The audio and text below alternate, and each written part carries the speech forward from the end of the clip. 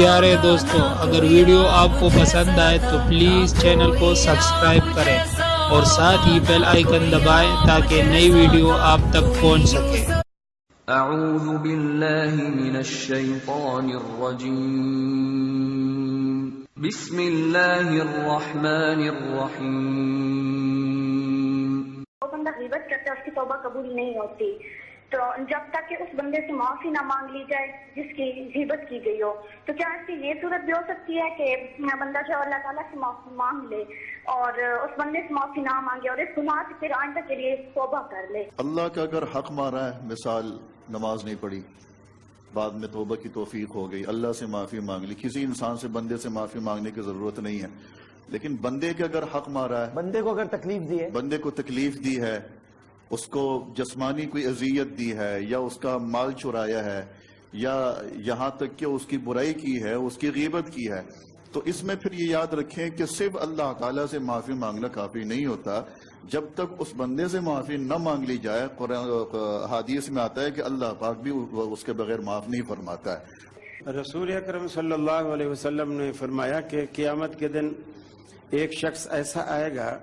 جس کے نامہ اعمال میں یاتی بصیام و صلاۃ و زکوٰۃ و حج،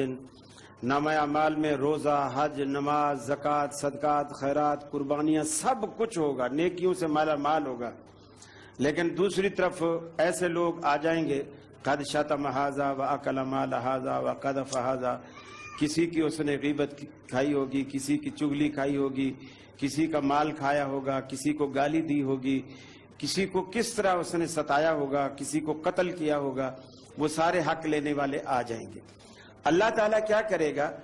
اس شخص کو، وہ جو نیکوکار تھا، اس کی کسی کو نمازیں اٹھا کے دے دے گا، کسی کو روزے اٹھا کے دے دے گا، کسی کو زکاتیں اٹھا کے دے دے گا۔ اللہ کے رسول فرماتے ہیں پھر بھی حق لینے والے ابھی باقی ہوں گے اور اس کی نیکیاں ختم ہو جائیں گی۔ پھر اللہ تعالیٰ الٹ کرے گا، وہ جو حق لینے والے ہیں ان کے گناہ اٹھا کر اللہ تعالیٰ اس نیک بندے کے کھاتے میں ڈالتا جائے گا۔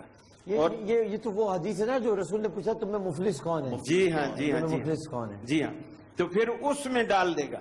تو پھر اللہ کے رسول نے فرمایا ثم طرح فی النار، اس کی اپنی نیکیاں تقسیم ہو گئی اور دوسروں کے گناہ بھی اپنے گلے پڑ گئے، تو اللہ تعالیٰ اسے اٹھا کے دوزخ میں ڈال دے گا۔ تو یہ انتہائی یعنی سنجیدہ معاملہ ہے کہ آدمی اس کو ایسے سیریس یعنی